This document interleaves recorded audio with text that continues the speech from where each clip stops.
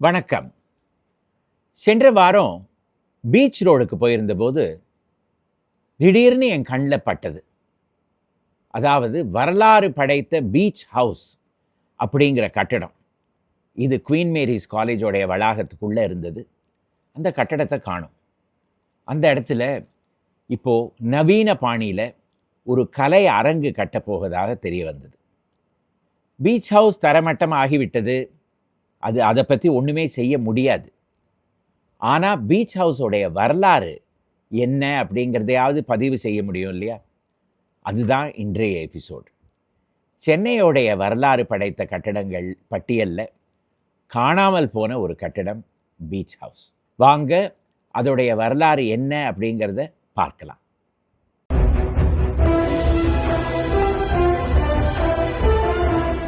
ராணி மேரி கல்லூரி 1914 ஆண்டு தொடக்கப்பட்டது. மதராஸ் மாகாணத்தில் மகளிருக்காகவே தொடக்கப்பட்ட 2வது கல்லூரி. முதல் கல்லூரி எது? அதை நீங்களே கண்டுபிடித்து கமெண்ட் செக்ஷனில் போடுங்க. பதில் எனக்கு தெரியும், ஆனால் நான் சொல்லலை, அவ்வளோதான். ராணி மேரி கல்லூரிக்கு இடம் தேவைப்பட்ட போது பீச்சில் ஒரு பெரிய இடம் அதுக்காக கொடுக்கப்பட்டது. அதுக்கு மையமாக இருந்தது கேப்பர்ஸ் ஹவுஸ் அப்படின்னு ஒரு கட்டடம்.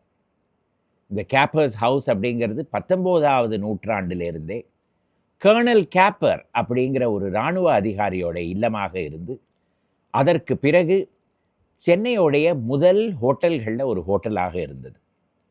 அது மூடப்பட்ட பிறகு அந்த கட்டடம் ராணி மேரி கல்லூரிக்கு கொடுக்கப்பட்டது. இதை சுற்றி 3 கல்லூரி கட்டடங்கள் கட்டப்பட்டன. பென்ட்லண்ட் ஹவுஸ், அப்போது சென்னை மாகாணத்துக்கு கவர்னராக இருந்த லார்ட் பென்ட்லண்ட், அவருடைய பெயர் கொடுக்கப்பட்டு பென்ட்லண்ட் ஹவுஸ். ஸ்டோன் ஹவுஸ், அந்த காலத்தில் டிபார்ட்மெண்ட் ஆஃப் எஜுகேஷனுக்கு இன்சார்ஜாக இருந்தவருடைய பெயரில் ஸ்டோன் ஹவுஸ். அடுத்தது ஜெய்ப்பூர் ஹவுஸ். ஒரிசாவில் இருக்கிற ஜெய்ப்பூர் சமஸ்தான அரசர் இந்த கல்லூரிக்கு நன்கொடை கொடுத்ததுனால அவருடைய பெயரில் வந்தது ஜெய்ப்பூர் ஹவுஸ். நடுவில் கேப்பர் ஹவுஸ், அடுத்தது பக்கத்தில் Pentland House, stone house, Jaipur House. இதே வளாகத்தில் 2 கட்டடங்கள் இந்த கல்லூரியோடு சேர்க்கப்பட்டன. இது 2ம் தனி இல்லங்களாக அதுவரையில் இருந்தது. முதல் கட்டடத்துக்கு பெயர் பீச் ஹவுஸ். அதற்கு அடுத்ததாக இருந்த கட்டடத்துக்கு பேங்கர்ஸ் பங்களோ அப்படின்னு பெயர். அதுவே சங்கர ஐயர்ஸ் ஹவுஸ் அப்படின்னு சொல்கிறாங்க. இந்த பீச் ஹவுஸ் எங்கே இருந்ததுன்னு நீங்கள் கேட்டிங்கன்னா, பீச்சில் இருந்து நீங்கள் மயிலாப்பூருக்கு வரும் பொழுது ராதாகிருஷ்ணன் சாலையில் திரும்பிய உடனே வலது புறத்தில் ராணி மேரி கல்லூரி வளாகத்துடைய ஓரத்தில் அந்த காம்பவுண்ட் வாலுக்கு உள்ளே இருந்தது பீச் ஹவுஸ். அதற்கு பின்னாடி இருந்தது தான் பேங்கர்ஸ் பங்களோ அல்லது சங்கரையர்ஸ் ஹவுஸ். இந்த சங்கரையர் வீடை பற்றி ஒன்றுமே தெரிய வரதில்லை. யாருடைய வீடு, யார் அந்த சங்கரையர், எப்படி அந்த இல்லம் ராணி மேரி கல்லூரிக்கு வந்தது அப்படின்லாம் தெரிய வரதில்லை. ஆனால் பீச் ஹவுஸுக்கு ஒரு பெரிய வரலாறு உண்டு. மிக அழகான கட்டடம், சுண்ணாம்பு கட்டடம், மேலே ஓடு தான். அதற்கு முதல் தளத்தில் மெட்ராஸ் ரூஃபிங், அதாவது மர ரீப்பர்கள் போட்டு அதற்கு மேலே கற்கள் வைத்து கட்டப்பட்ட மெட்ராஸ் ரூஃபிங். மிக அழகான மர வேலைப்பாடு செய்த பால்கனிகள், கதவுகள் எல்லாம் உண்டு. ரொம்ப அழகாக இருக்கும். உடனே இது ஒரு ஆங்கிலேயருடைய பங்களா, கொலோனியல் காலத்து பங்களா, இதை எதுக்கு வச்சுக்கணும் அப்படின்லாம் நீங்கள் கேட்டுறாதீங்க. அதெல்லாம் ஒன்றுமே கிடையாது. இது ஒரு இந்தியரோட வீடு, அதுவும் ஒரு சுதந்திர வீரருடைய வீடு. எஸ். சுப்பிரமணிய ஐயர். அவர் 19வது நூற்றாண்டுடைய கடைசி காலத்தில் தன்னுடைய இல்லமாக இந்த இடத்துல கட்டிய வீடு தான் பீச் ஹவுஸ். எஸ். சுப்பிரமணிய ஐயருடைய வரலாறு என்ன அப்படின்னு நம்ம பார்க்க வேண்டாமா? 1842 ஆண்டு மதுரையில் பிறந்து மிகவும் கஷ்டப்பட்டு படித்து அதற்கு பிறகு சென்னைக்கு வந்து பிரசிடென்சி காலேஜில், அந்த காலத்தில் லா காலேஜ் சென்னையில் கிடையாது, பிரசிடென்சி கல்லூரியில் தான் லா கற்றுக் கொடுத்துட்டு இருந்தாங்க. அந்த இடத்துல படித்து 1868 ஆண்டு முதல் வர்க்கத்தில் பாஸ் செஞ்சு அதற்கு பிறகு மதுரைக்கே சென்று அங்கே வக்கீலாக ப்ராக்டிஸ் பண்ண ஆரம்பித்தார்.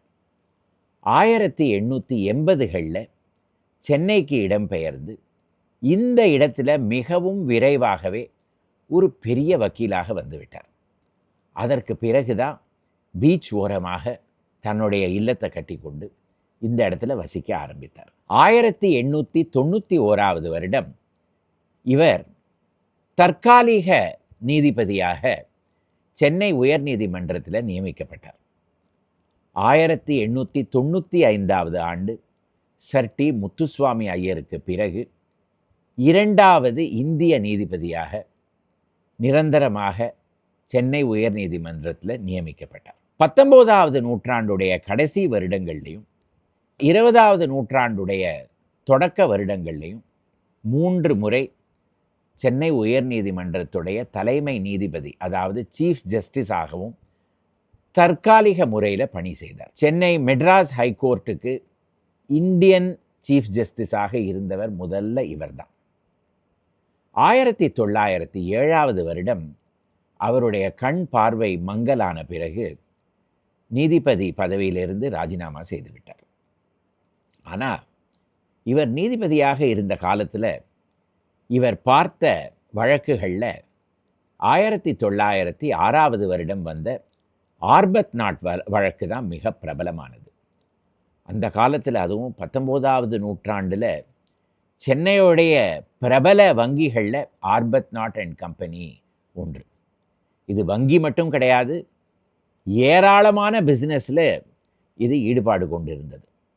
சென்னையோடைய பிஸ்னஸ் ஹவுசஸில் ஏபிபி அப்படின்னு சொல்லுவாங்க, அதாவது ஆர்பத் நாட், பின்னி, பாரி, இவங்க 3 கம்பெனிகள் தான் முதல் ஸ்தானம் வகித்து கொண்டிருந்தாங்க. அதில் ஆர்பத் நாட் தான் முதல் ஸ்தானம், அவ்வளவு பெரிய ஒரு கம்பெனி. ஆனால் 1906 வருடம் இந்த ஆர்பத் நாட் அண்ட் கம்பெனி திவாலானது. அதோடைய டைரக்டர் பேட்ரிக் மெக்ஃபேடன் அப்படிங்கிறவர் லண்டனில் அண்டர் கிரவுண்ட் ட்ரெயினுக்கு முன்னாடி விழுந்து தற்கொலை செய்து கொண்டார். ஆர்பத் நாட் அண்ட் கம்பெனி திவாலான உடனே சென்னை மாகாணத்தில் இருந்த ஏராளமான மக்களும் திவாலானார்கள். இதில் கவனிக்க வேண்டிய விஷயம் என்னென்னா, அப்போ இருந்த ஆளுநர் சர் ஆர்தர் லாலி, அவரும் ஏகப்பட்ட பணத்தை இந்த ஆர்பத் நாட் வங்கியில் வைத்திருந்தார். அதெல்லாம் காணாமல் போய்விட்டது. அப்போ இங்கே இருந்த ஆங்கிலேயர்கள் ஆர்பத் நாட் அண்ட் கம்பெனிக்கு சேர்மனாக இருந்த சர் ஜார்ஜ் கஃப் ஆர்பத் நாட், அவர் மேலே எப்படியாவது வழக்கு தொடுக்கக்கூடாது, வழக்கு வந்தாலும் அவருக்கு தண்டனை கொடுக்கப்படாது, அவரை ஒரு கப்பலில் எப்படியாவது இங்கிலாந்துக்கு அனுப்பி வைத்து விட வேண்டும் அப்படின்னு எல்லாம் எப்படியாவது செய்ய வேண்டும் அப்படிலாம் பெரிய முயற்சி எடுத்தாங்க. ஆனால் விசாரணையும் கேஸும் வழக்கும் எஸ் சுப்பிரமணிய ஐயர் முன்னாடி வந்தது. அவர் அதை எல்லாவற்றையும் தடுத்து நிறுத்தினார். அப்பொழுது சென்னை மாகாணத்தில் சென்னை உயர்நீதிமன்றத்தில் ஒரு பிரபல வக்கீல் வி கிருஷ்ணசுவாமி ஐயர், அவர் தான் வங்கியில் பணம் போட்டவர்கள் சார்பாக அந்த வழக்கில் வாதாடினார். முதல் நாள் அவர் வழக்கு தொடுப்பதற்கு முன்னாடி அவர் எழுந்து நின்றபோது எதிர்கட்சியில் இருந்த ஏர்ட்லி நார்டன், இவர் ஒரு பாரிஸ்டர் கிடையாது, அதனால் இவர் இந்த வழக்கில் வாதாட முடியாது அப்படின்னு ஒரு எதிர்ப்பு தெரிவித்தார். உடனே வி கிருஷ்ணசாமி ஐயர் தன்னோட கோட்டை கழட்டி ஓரமாக வைத்து, வக்கீலாக என்னால் வாதாட முடியாது, ஆனால் இந்த வங்கியில் நான் பணத்தை போட்டு நஷ்டம் அடைஞ்சதுனால அந்த ரீதியில் என்னால் வாதாட முடியும் அப்படின்னு சொல்லி வழக்கை தொடக்கினார். கடைசியில் சர் ஜார்ஜ் கஃப் ஆர்பத் நாட்டுக்கு 2 வருடம் RI ரிகரஸ் இம்ப்ரெசின்மெண்ட் கொடுக்கப்பட்டது, கடும் தண்டனை கொடுக்கப்பட்டது. அதற்கு பிறகு ஆர்பத் நாட் அண்ட் கம்பெனியோட சொத்துக்கள்லாம் விற்பனைக்கு வந்து பல பேர் அதை வாங்கி கொண்டு, அதற்கு பிறகு தான் இந்தியாவுடைய முதல் இந்தியன் பேங்க் தொடக்கப்பட்டது. சர் எஸ் சுப்பிரமணியருக்கு இந்த விசாரணையிலையும் அந்த தீர்ப்புலையும் ஒரு பெரிய கை உண்டு. ஆளுநர்லேருந்து எல்லாரும் அவரிடம் வந்து என்ன கூறினார்கள்னா, எப்படியாவது ஆர்பத் நாட்டை வந்து இந்த வழக்கில் நீங்கள் வந்து அவர் நிரபராதி அப்படின்னு நீங்கள் சொல்லிடணும் அப்படின்னு சொல்லி பார்த்தாங்க. ஆனால் அதை அவர் கேட்கவே இல்லை. எஸ் சுப்பிரமணிய ஐயர் உயர்நீதிமன்ற நீதிபதியாக இருந்ததுனால சென்னை பல்கலைக்கழகத்துக்கும் துணைவேந்தராக இருந்தார். அதனால் அவருக்கு நைட் பட்டமும் கொடுக்கப்பட்டது. சர் எஸ் சுப்பிரமணிய ஐயர் ஆனார். இதெல்லாம் அவர் வக்கீலாக இருந்ததும் அவர் நீதிபதியாக இருந்த பொழுதும் செய்த செயல்களை பற்றி சொன்னேன். ஆனால் நீதிபதி ஆகுவதற்கு முன்னாடியே 1880களில் காங்கிரஸ் கட்சின்னு ஒன்று தொடக்கப்பட்ட போது அதோடைய ஸ்தாபன அங்கத்தினர்களில் ஒன்றாக இவரும் இருந்தார். அதனால் நீதிபதி பதவியிலிருந்து ராஜினாமா செய்த பிறகு மறுபடியும் காங்கிரஸ் கட்சியோடைய நடவடிக்கைகளில் அவர் ஈடுபாடு கொள்ள ஆரம்பித்தார்.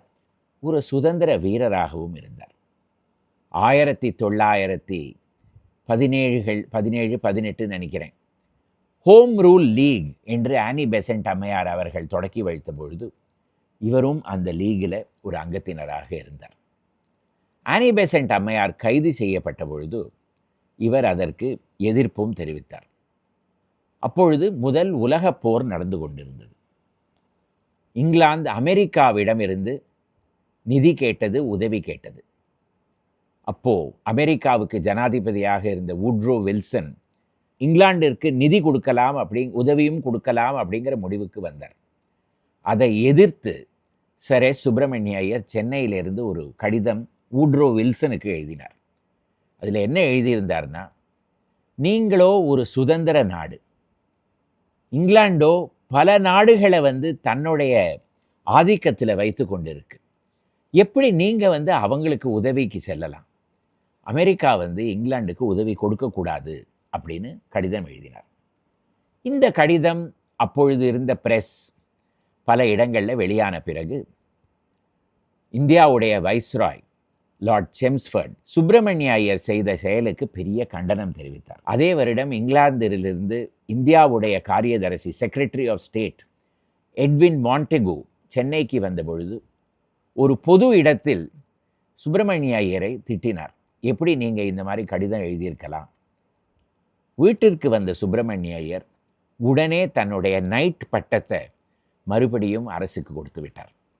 என்றைக்கு நீங்கள் நான் செய்த செயல் சரியில்லை அப்படி என்று கூறினீர்களோ, அதற்கு பிறகு உங்களுடைய அரசால் கொடுக்கப்பட்ட ஒரு கௌரவத்தை நான் வைத்துக்கொள்வது நன்று இல்லை, அதனால் இதை நீங்களே வைத்துக்கொள்ளலாம் அப்படின்னு சொல்லி அன்றையிலிருந்து மெட்ராஸ் யூனிவர்சிட்டி அவருக்கு கொடுத்த டீலிட் டிகிரியை உபயோகித்து டாக்டர் எஸ் சுப்பிரமணிய ஐயர் என்று எழுத ஆரம்பித்தார். இந்தியா பூராவும் எல்லாருக்கும் தெரியும், 1919 ஆண்டு ஜலியன்வாலாபாக் படுகொலை நடந்த பொழுது ரவீந்திரநாத் தாகூர் தன்னுடைய நைட்ஹுட்டை திருப்பி கொடுத்தார் அப்படி என்று.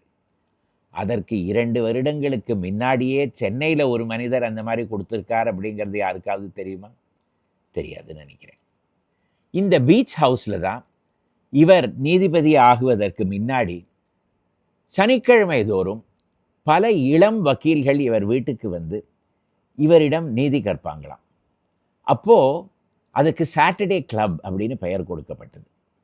அப்பொழுதுதான் முதல்ல இவங்களுக்கெல்லாம் ஒரு ஐடியா தான், அன்றாட டெய்லி சென்னை உயர்நீதிமன்றத்தில் வர தீர்ப்பெல்லாம் ஒரு பத்திரிகை வடிவமாக பதிவு செய்து வெளியிட்டா என்ன அப்படின்னு. அதுதான் மெட்ராஸ் லா ஜேர்னல், இந்தியாவுடைய முதல் லா ஜேர்னல். பல வருடங்களுக்கு மயிலையிலிருந்து வெளிவந்து கொண்டிருந்தது. பீச் ஹவுஸிலிருந்து பிற்காலத்தில் லஸ்சர்ச் ரோடுக்கு சென்று விட்டார் எஸ் சுப்பிரமணிய ஐயர். அங்கு தான் அவர் காலமும் ஆனார். 1924 வருடம் அவருடைய வாழ்நாளிலேயே பீச் ஹவுஸ் குவீன் மேரிஸ் காலேஜிடம் ஒப்படைக்கப்பட்டது. 1935 வருடம் இவர் சென்னை பல்கலைக்கழகத்து துணைவேந்தராக இருந்ததுனால அவருடைய சிலை யூனிவர்சிட்டி செனட் ஹவுஸுக்கு வெளியே திறந்து வைக்கப்பட்டது. இப்போவும் அதே இடத்தில் இருக்கிறது. சிலை நன்றாக இருக்கிறது. தியோசாபிக்கல் சொசைட்டி இவருடைய நினைவில் திருவல்லிக்கேணியில் திறந்த மணி ஐயர்ஸ் ஹால் இப்பொழுதும் இருக்கிறது. ஆனால் பீச் ஹவுஸ் தான் இல்லை. பீச் ஹவுஸ் ராணிமேரி கல்லூரியுடைய பல டிபார்ட்மெண்ட்ஸுக்கு அலுவலகமாக பல வருடங்களுக்கு இருந்தது. அதற்கு பிறகு அதற்கு பராமரிப்பே இல்லாமல் போய்விட்டது. 2003 எந்த வருடம் அப்படின்னு எனக்கு நினைவில்லை. செல்வி ஜெயலலிதா திடீரென்று ஒரு நாள் குவீன் மேரிஸ் வளாகத்தை நாங்கள் எடுத்துக்கொண்டு அந்த இடத்துல எங்களுடைய தலைமைச் செயலகத்தை கட்டப்போகிறோம் அப்படின்னு ஒரு அறிக்கையை வெளியிட்டாங்க. அதற்கு ராணிமேரி கல்லூரியோடைய பழைய மாணவிகள் கடும் எதிர்ப்பு தெரிவித்தார்கள். வழக்கு தொடுக்கப்பட்டது. கடைசியில் அந்த கல்லூரியை அரசு ஒரு தலைமைச் செயலகத்துக்கு எடுத்துக்கொள்ளக்கூடாது அப்படின்னு முடிவும் வந்தது. அதற்கு பிறகு ராணிமேரி கல்லூரியோட கட்டடங்களில் பராமரிப்பு மிகவும் குறைந்து போய்விட்டது. ஒரு நாள் இரவு மழை பெய்த பொழுது அந்த கல்லூரிக்கே மையமாக இருந்த அந்த கேப்பர்ஸ் ஹவுஸ் அப்படிங்கிற கட்டடம் இடிந்து விழுந்தது. அந்த இடத்துல பிற்காலத்தில் ஒரு புது கட்டடம் கட்டப்பட்டது. அதுதான் கலைஞர் மாளிகை. திமுக பதவியில் இருக்கும் பொழுது அதற்கு கலைஞர் மாளிகை, அதிமுக பதவியில் இருந்தபோது அதற்கு கலை மாளிகை. இப்படி பெயரை மாற்றிக்கொண்டே இருப்பார்கள்.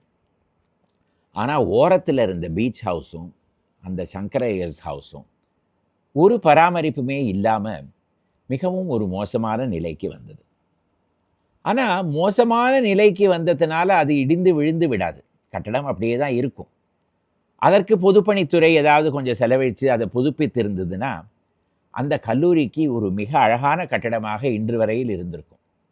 ஆனால் திடீரென்று அந்த கட்டடத்தை இடித்து அந்த இடத்துல ஒரு நவீன முறையில் ஒரு கலை அரங்கை கட்டிடலான்னு அந்த கல்லூரியும் ஒரு முடிவுக்கு வந்தது. பொதுப்பணித்துறை உடனே இந்த கட்டடங்கள்லாம் மிகவும் பலகீனமாக இருக்குது, இதை இனிமேல் பாதுகாக்க முடியாது அப்படின்னு ஒரு சர்டிஃபிகேட்டும் கொடுத்துட்டாங்க. கட்டடத்தை இடித்துட்டாங்க. இப்போ அந்த இடத்துல ஒரு புது நவீன அரங்கு வரப்போகுது. நவீன அரங்கு வந்தாலும் அதால் இந்த பீச் ஹவுஸுக்கு இருந்த வரலாறு அந்த கட்டடத்துக்கு வருமா? இந்த கட்டடத்தை பாதுகாத்ததுனால சென்னைக்கு ஏதாவது லாபம் உண்டா? சரி, லாபம் இருந்திருக்கலாம், அதோடைய வரலாறு சின்னம் ஒன்று இருந்திருக்கலாம், அது காணாமல் போய்விட்டது. சரி, இப்போ என்ன பண்ணலாம்? அந்த புது அரங்குக்கு sir S Subramania Iyer auditorium அல்லது doctor S Subramania Iyer auditorium அப்படின்னு பெயர் கொடுக்கலாம். அந்த இடத்துல ஒரு பளிங்கு கல்லுலேயோ ஒரு கருங்கல்லையோ ஒரு கல்வெட்டை வைத்து, ஒரு காலத்தில் இந்த இடத்துல பீச் ஹவுஸ் அப்படின்னு ஒரு கட்டடம் இருந்தது, அதோடைய வரலாறு இதுதான், அந்த இடத்துல இந்த ஆடிட்டோரியம் வந்திருக்கு அப்படின்னு எழுதி வைத்தா வரும் தலைமுறைக்கெல்லாம் இந்த இடத்துடைய வரலாறு என்ன அப்படின்னு தெரியும் இல்லையா? அதையாவது கல்லூரி உடைய பிரின்சிபலும் அந்த ஆசிரியர்களும் செய்வார்களா? இதுதான் என்னுடைய கேள்வி. இந்த 2 கட்டிடங்களுக்கும் ஒரு வரலாறு முக்கியத்துவமே கிடையாது, இது ஹெரிட்டேஜ் கட்டிடமே கிடையாது அப்படின்னு நான் எழுதின கட்டுரைக்கு கல்லூரியிலிருந்து ஒரு ஆசிரியை பதில் எழுதியிருந்தார். அவர் பார்ப்பது என்னன்னா, உயர்நீதிமன்றம் கொடுத்த ஒரு பட்டியல், சென்னையில் இருக்கிற வரலாறு படைத்த கட்டடங்கள் 468 கட்டடங்கள், அவ்வளோதான். அதுதான் வரலாறா? அதை தவிர ஏகப்பட்ட வரலாறு படைத்த கட்டடங்கள் இருக்கலாமே. ஒரு உயர்நீதிமன்றம் கொடுக்குற பட்டியலை மட்டும் வைத்து வரலாறை பார்க்க முடியாது. வரலாறுங்கிறது எல்லா இடத்துலையும் இருக்கிறது. அதுக்காக எல்லா கட்டிடத்தையும் பாதுகாக்கவும் முடியாது. புது கட்டடங்கள் வர வேண்டிய ஒரு நிபந்தனையும் ஒரு சூழ்நிலை இருக்க தான் இருக்கும். ஆனாலும் அந்த இடத்துல இதற்கு முன்னாடி என்ன இருந்தது அப்படிங்கிறத பதிவு செய்தோன்னா வரலாறு நீடித்து இருக்கும். இந்த எபிசோடு உங்களுக்கு பிடித்திருந்ததுன்னா இதை லைக் செய்து உங்கள் நண்பர்களுடன் பகிர்ந்து கொள்ளுங்கள். இந்த சேனலுக்கு சப்ஸ்கிரைப் செய்யுங்கள். மறுபடியும் அடுத்த வாரம் இதே போல் ஒரு புது எபிசோடுடன் வருகிறேன். வணக்கம்.